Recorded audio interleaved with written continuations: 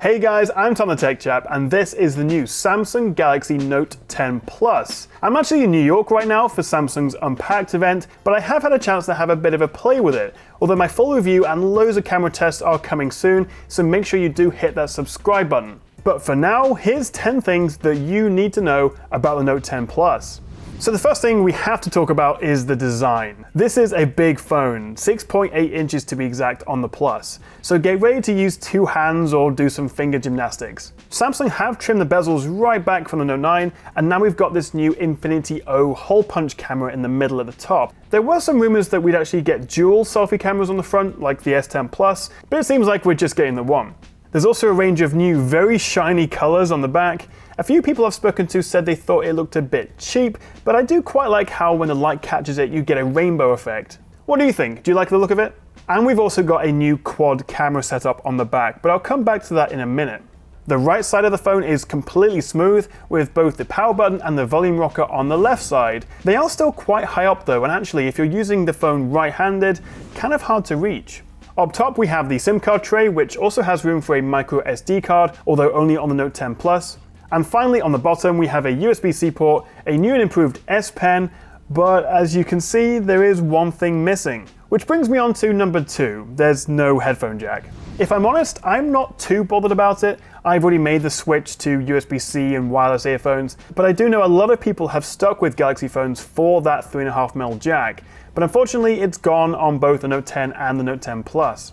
Number 3, and the screen really is one of the Note 10's standout features. This Plus model has a huge 6.8 inch Super AMOLED HDR screen with a WQHD Plus resolution, although by default it's set to Full HD Plus to save battery. But we do also have curved edges to it, which does help it feel more comfortable to hold, but I know a lot of you guys prefer a flat screen to avoid all those accidental presses. There's also an optical fingerprint reader under the screen, like the S10 Plus, plus we also get faster face unlocking through that hole punch selfie camera.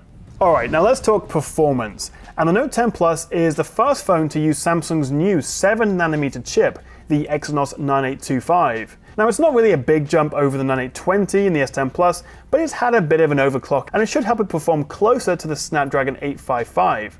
Although surprisingly, we're not actually seeing the 855 Plus chip in the US version, just the standard one. However, a bigger boost will come from the 12 gigs of RAM. That's double what the Note 9 had, along with 256 and 512 gig storage options. Number 5, and more importantly for me at least, is the bigger battery. We now get a 4300 mAh battery. That's up from 4000 on the Note 9. And paired with the more efficient processor, we should easily be able to get a day and a half of battery. The best part though is the Note 10 Plus supports super fast 45-watt charging, so if you're short on time and need a quick boost, that will come in handy. Plus we have wireless charging 2.0 support and reverse charging, so you can actually top up other phones and devices like your Galaxy Buds. At number 6 we've got this new camera setup, but it is basically identical to the S10 Plus 5G.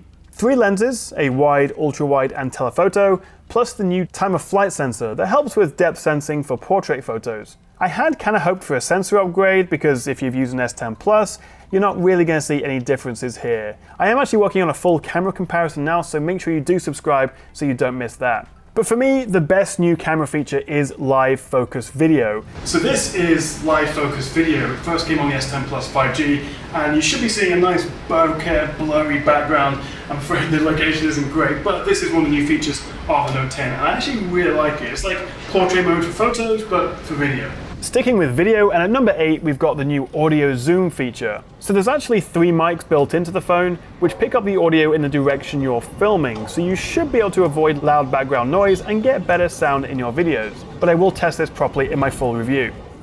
Now we're already at number 9, but we have to talk about the S Pen. It's a staple of the Note series, and to be honest, it's the biggest reason that you might want to buy the Note 10 over, say, the S10 Plus.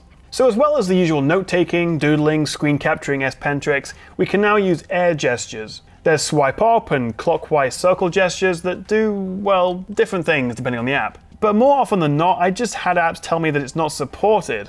It is kind of cool when it works, and you can still take photos remotely by pressing the S Pen button, but in my opinion, it's not really a big upgrade. Again, something I'll have to test properly in my full review. And finally at number 10, we've actually got 3 versions of the phone. The standard Note 10, the Note 10 Plus, and the Note 10 Plus 5G. Versus the Note 10 Plus, the standard Note 10 has a smaller 6.3-inch Full HD screen, a smaller 3800 mAh battery, no time-of-flight lens, 6 gigs of RAM, and 256 gigs of storage. So to be honest, I think I'd actually rather go with an S10 Plus over the standard Note 10.